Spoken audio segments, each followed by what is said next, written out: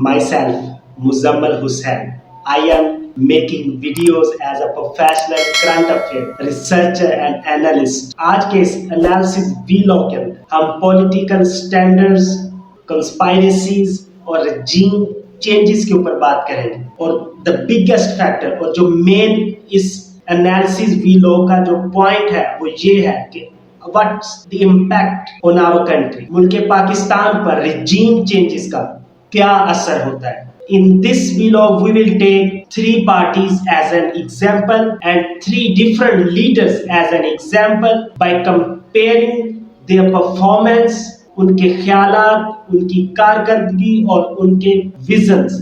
इस चीज को मद्देनजर रखते हुए एक एनालिसिस हम एक ग्राफ और मैप जनरेट करेंगे और उसका फाइनल ये होगा कि पाकिस्तान को जो चेंजेस फेस करनी पड़ती हैं अनएथिकल वे से जो भी रजीम चेंज किया जाता है, हमारी मौजूदा कंट्री की जो सूरत हाल है वो आज से 40 साल और 30 साल पहले, स्पेसिफिकली 30 साल पहले से बिल्कुल मुख्तलिफ हरगिज नहीं है। एज अ प्रोफेशनल रिसर्चर अगर आपकी एज 30 इयर्स है तो आप काइंडली आज से 30 साल पहले की history books researching, especially the leader Benazir Bhutto's book that is running at the time of on my screen as well. You can read this book as well. आपको 30 और 35 साल पहले जो सियासत हो रही थी आज और पिछले 3 माह से जो पॉलिटिक्स हो रही है और अगले 2 सालों तक जो पॉलिटिक्स होगी वो सब आपको पिछली पास के अंदर जो गुजर चुका है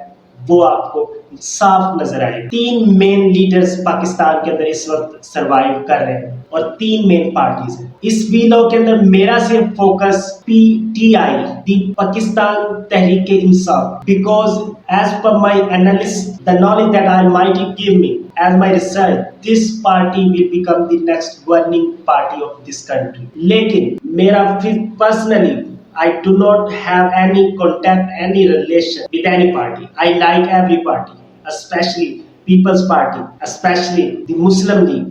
Yes, I like them. I like their leaders, their visions. But I also like PTI. That's some reasons. इस वीलॉग के अंदर हमारा जो मकसद है एज अ स्टूडेंट वो एनालिसिस के ऊपर बेस कर आज के मौजूदा हालात और एनालिसिस के मुताबिक सिर्फ एक पार्टी पाकिस्तान के अंदर है, the only single party in Pakistan who has, जिसके पास कुछ भी कर जाने वाले फाही कह ले, सोल्जर्स कह ले और पार्टी वर्कर्स वो मौजूद हैं। जी हाँ, सिर्फ एक party throughout our country, the 4 or 5 provinces, we only have one party whose workers can do everything. What's the leader call them? Yes, that's the PTI. Unpredictable, unrealistic way. As per my student research based analysis, अगर ये video कोई भी political worker देख रहा है वो अपने research से, अपने कमेंट से मेरी बात से लाइक और डिसलाइक कर सकता है, लेकिन as per my analysis the only party PTI, उसके पास इस present time they have special workers that belongs to the parliament, not only the lower level, every party have the lower level workers, but especially I am talking about the parliament, the federal level. तो federal level के ऊपर सिर्फ एक party के पास इस वक्त ऐसे workers हैं जो लीडर के कहने पर they can do, yes, they have yes or no, they can do. I can count some name as well. For example, Murad Saeed, Ali Muhammad and Dar.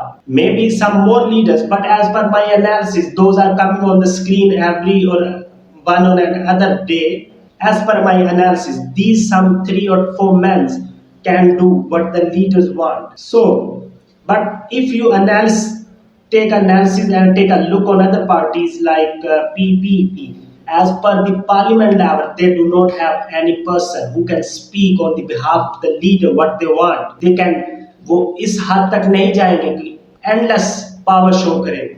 ऐसा बहुत कम आपको पार्लियामेंट लेवल के किसी दूसरे लीडर्स के पास ऐसी पावर होगी जो पीटीआई इस वक्त होल्ड करती है। What we are analysis now, our main topic is to cover the point impact on Pakistan, the regime change impact on Pakistan. Every time 40 years ago, 30 years ago and now, what change, जो भी change Pakistan के regime के अंदर आए उसका direct impact हमारी country के ऊपर हुआ। She survived as per economical level, debt crisis, inflation, commodity price, she survived. So अब एक बहुत ही सादा और सिंपल एग्जांपल के साथ हम इस वीलॉग का एनालिसिस कवर करेंगे और अपने टॉपिक के ऊपर वापस आकर इस वीडियो को इख्तिताम करेंगे। सिंपल एनालिसिस, अगर आपने 3 माह पहले प्रॉपर तरीके से videos on TV channels, commentators, anchors, उनकी गुफ्तगू सुनी हो, जो भी पॉलिटिकल लीडर था उसकी गुफ्तगू सुनी हो, उनके पॉइंट्स सुने हो, पार्टी का एजेंडा सुना हो, आप मेरे से इत्तेफाक करोगे 3 साल पहले जो पार्टी हुकूमत कर रही थी, जो अपनी efforts as per the analysis reports they are doing their best, yes, वो अपनी ताकत, अपना एफर्ट्स लगा रहे थे for the well and good vision for the country. वो पार्टी जो 3 साल पहले मेहनत, उनकी एक सिमत थी मुल्क को, कंट्री को गवर्न करने की, वो पार्टी आज going for protest, they are spending their efforts, their time only on protest. 3 साल पहले वो पाकिस्तान के लिए, पाकिस्तान को दे रहे थे, उसकी स्टेबिलिटी के अंदर अपना रोल प्ले कर रहे थे। What they are doing now, they are doing against. I am not blaming. I just as per my student analysis, हमारा टॉपिक क्या, हमने उसको कवर करना है। हमारी कंट्री हमेशा स्टेबिलिटी को फेस करती रही है, अनस्टेबल कंडीशन में जाती है, फिर सरवाइव करती है, फिर अनस्टेबल कंडीशन में जाती है, फिर सरवाइव करती है। प्रेजेंट रिजीम में भी ऐसा ही हुआ। वो पार्टी जो मेहनत कर रही थी, मुल्क को डिलीवर कर रही थी, कोविड-19 के अंदर उन्होंने गुड परफॉर्म किया।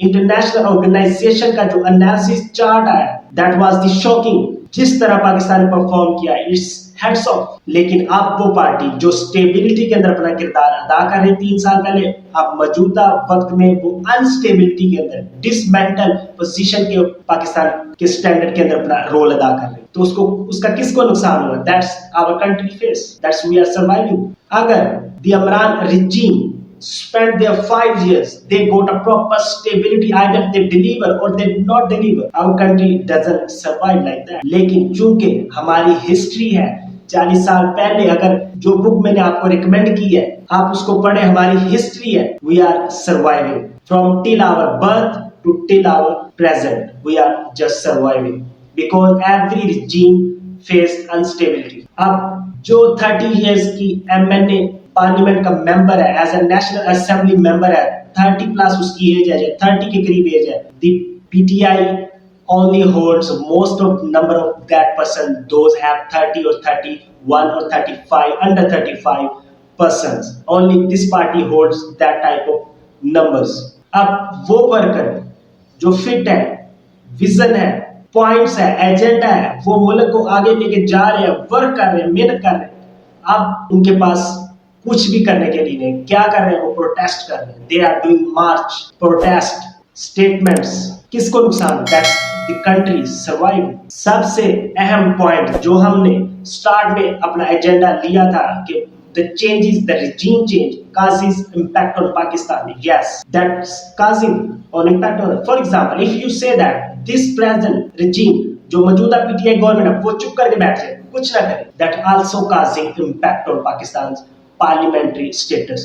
जी हाँ, वो फिर भी पाकिस्तान की पार्लियामेंट स्टेटमेंट के अंदर वो अपना रोल अगर एज एन ऑपोजिशन नहीं अदा करे तब भी मुल्क का नुकसान है। लेकिन अगर हार्श वे के अंदर जाकर ऑपोजिशन करेगी, that also causing pressure on Pakistan's economy with the passage of time. तो as per my analysis, regime change is unaffectedly, जितना भी regime change पाकिस्तान के अंदर प्रॉपर वे से नहीं होगा, प्रॉपर हैंड ओवर गवर्नमेंट नहीं होगी, तब तक we are surviving.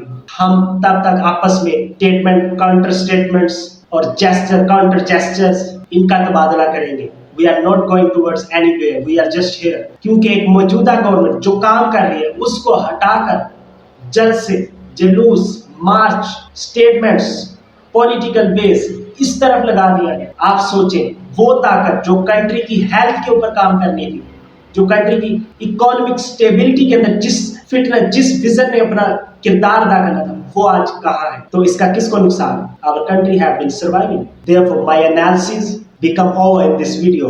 I hope आपने ये वीडियो लाइक की होगी, मेरे कमेंट से आपको इत्तेफाक होगा। आप शेयर करें और वीडियोस को लाइक करें, चैनल